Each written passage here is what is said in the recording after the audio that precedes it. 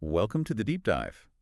Today, we're jumping into the crypto world, specifically all the recent buzz around Bitcoin. Yeah, things have been moving fast. Definitely. We've got some interesting sources lined up, Forbes, coin readers from Korea, and some YouTube analyses from channels like GR and others. Good mix of perspectives then. Exactly.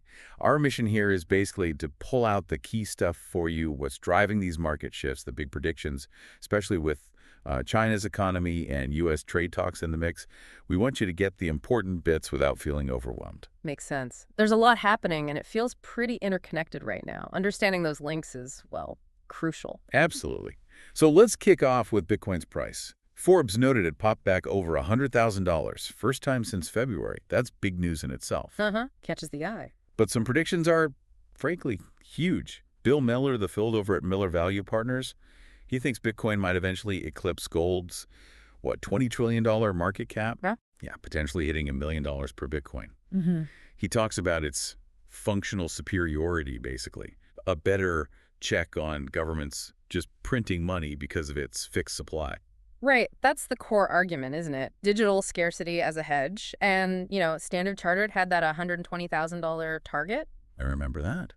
But Forbes mentioned their crypto research head, Jeff Kendrick, now thinks even that might be too low. Why? Because so much money is flowing in. Interesting. So the momentum is building. It seems like it. And UT4 highlighted Bitcoin hitting 104K, making it the fifth largest asset by market cap.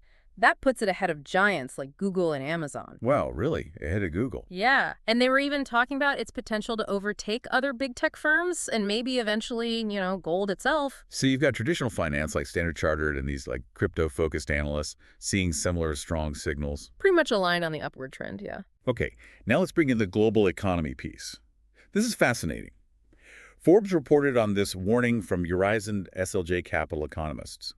They're talking about a potential, get this, $2.5 trillion avalanche hitting the U.S. dollar. An avalanche. Okay. Under what conditions? Well, if the dollar weakens, the Fed cuts rates, and China's economy bounces back strongly. Ah, the China connection. Exactly. They point out China and other Asian exporters piled up huge amounts of dollar assets, especially after the Fed flooded the market during COVID. Right. Quantitative easing and all that. So the thinking is, if the dollar dips, these countries might start selling off those dollars. And where could that money go? Potentially into other assets, like Bitcoin. That's the speculation. Yeah. Forbes even mentions the Taiwan dollar and other Asian currencies, strengthening as maybe an early sign of the dollar weakening. It's a potentially massive shift. It really shows how global finance and crypto are getting tangled up. Macro trends driving digital asset flows. For sure. And then, at the same time, you've got these U.S.-China trade talks starting up again. Forbes suggests it might be because the U.S. is thinking about lowering tariffs. Okay, that sounds like potentially good news for markets. Easing tensions. Maybe. But then you have President Trump, seems right, though he adds the final call is up to Treasury Secretary Scott Bessent.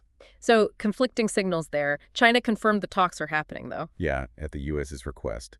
So it's complicated. You've got these opposing forces. And the market feels that uncertainty. Forbes quoted analysts Yu Hasegawa from Bitbank and David Morrison from Trade Nation. What did they say? Basically that if these talks don't result in some kind of compromise, we could see a risk-off mood, people getting cautious. Which could actually hurt Bitcoin, right? Pull money out of riskier assets. Exactly. So a weaker dollar driven by China's recovery might boost Bitcoin, but trade war fears could drag it down. It's a push and pull. Although, had a slightly different take, didn't they?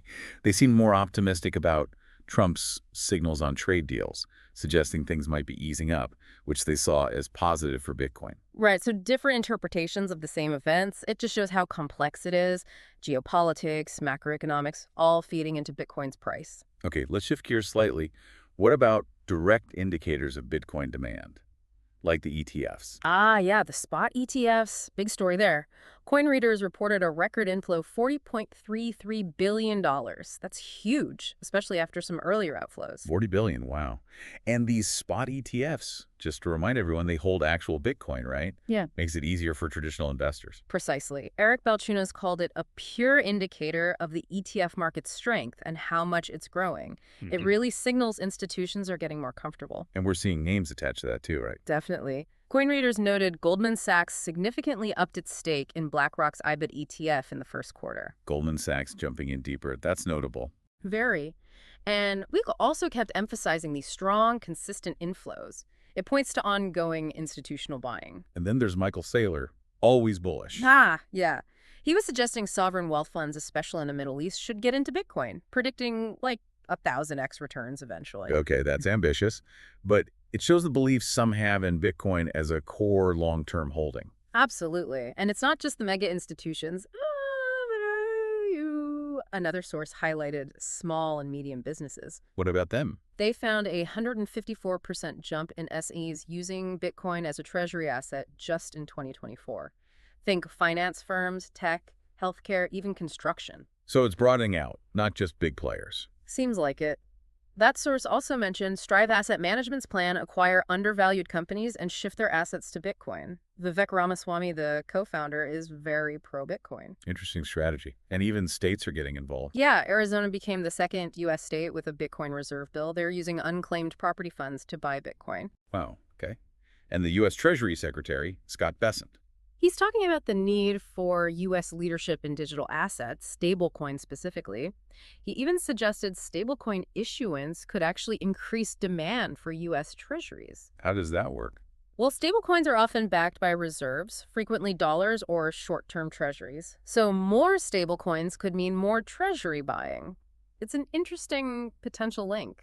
So lots happening on the adoption and integration front, from small businesses to states to potential treasury links. Definitely. It paints a picture of crypto becoming more embedded in the traditional financial system and even policy discussions. Okay, so let's try and pull this all together. What this deep dive seems to show is that Bitcoin's recent action isn't just random noise. Not at all. It looks like it's underpinned by real institutional money flowing in, these potential big shifts in global economics, and this evolving regulatory and adoption landscape. Right, but those U.S.-China trade talks and the dollar strength, those are still big question marks, real wild cards. For sure. Key things to watch. But the trend of broader adoption, from Goldman Sachs down to smaller businesses, that suggests a growing belief in Bitcoin's value proposition. It's definitely moving fast. Staying informed feels more important than ever with all these moving parts. Absolutely. And maybe a final thought to leave people with.